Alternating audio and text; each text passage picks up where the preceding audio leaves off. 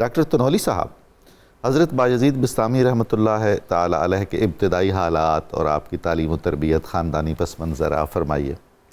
بسم اللہ الرحمن الرحیم۔ ڈاکٹر صاحب بہت شکریہ۔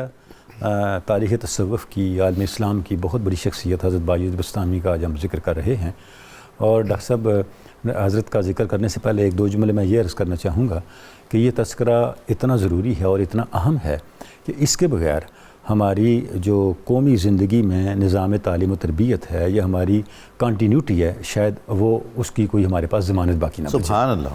اس کی وجہ یہ ہے ڈاکٹر صاحب کہ اس وقت دنیا جس طرح آگے بڑھ رہی ہے، جس طرح ارتقاء کی منزلیں طے کر رہی ہے، جس طرح علوم آگے بڑھ رہے ہیں، ان علوم کی ترقیوں کے اور دنیا کی جو دوسری قومیں ہیں ان کے جو ڈیولپمنٹس ہیں اس کے تناظر میں اگر آپ دیکھیں تو مسلم سوسائٹی اپنی ترقی اور اپنی معراج کو پا نہیں سکتی جب تک وہ اس منہج کو اور ان ہستیوں کی اچیومنٹس کو اور ان کے دیے ہوئے جو رہنما اصول ہیں ان کو بھی پیش نظر نہیں رکھتی۔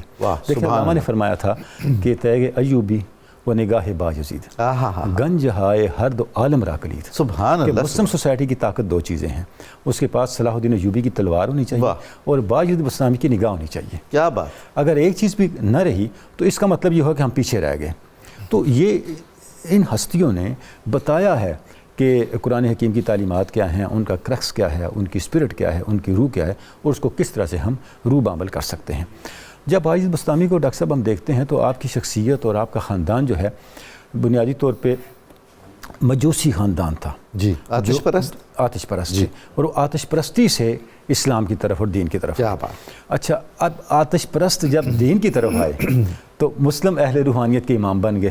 ہائے! اس سے دیکھیں اسلام کتنا عالمی، یونیورسل اور انسانیت نواز دین ہے۔ یعنی کندن بنا دیتا ہے۔ سبحان اللہ، کندن بھی بنا دیتا، اور یہاں کوئی کسی کے اوپر کوئی پابندی نہیں ہے۔ کیا بات! ایک شودر یہاں مسلمان ہو کے اعلیٰ تر روحانی، دینی، تہذیبی منزلوں پہ پہنچ سکتا ہے۔ سبحان اللہ۔ اس پہ کوئی پابندی نہیں ہے۔ دنیا کا کوئی مذہب آپ کو ایسی مثال نہیں دے گا۔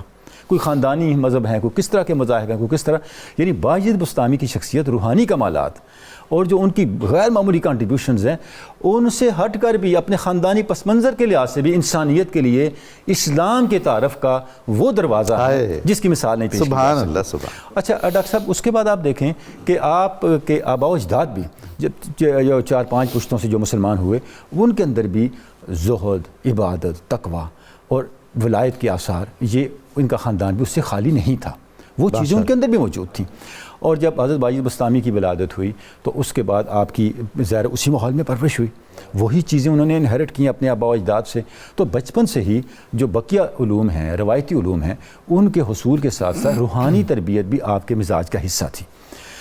شروع سے ہم دیکھتے ہیں جب آپ کو مکتب میں داخل کروایا گیا تو آپ جب پڑھنے کے لیے بیٹھے تو جب استاد نے آپ کو سورہ لقمان کی آیت پہ آپ پہنچے کہ وشکر لی والے والدیک، کہ اللہ رب العزت نے ارشاد فرمایا میرا شکر ادا کر اور اپنے والدین کا شکر ادا کر۔ یعنی آپ دیکھیں کہ کس طرح سے حضرت بایزید بسطامی کی تربیت ہو رہی ہے اور کس طرح سے وہ کس ماحول میں آگے بڑھ رہے ہیں۔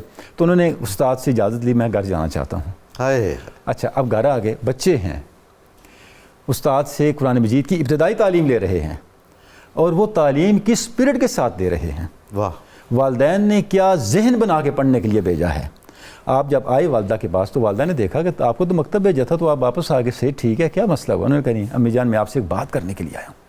آج استاد محترم نے مجھے یہ پڑھایا کہ اللہ رب العزت نے ارشاد فرمایا قرآن مجید کے اندر کہ میرا شکر ادا کرو اور میرے والدین، آپ اپنے والدین کا شکر ادا کرو۔ تو میں تو بڑا کمزور ہوں، مجھ سے دونوں شکر ادا نہیں ہوتے، یا مجھے اپنے لیے رکھ لیں سبحان اللہ، یا مجھے خدا کے لیے وقف کر دیں۔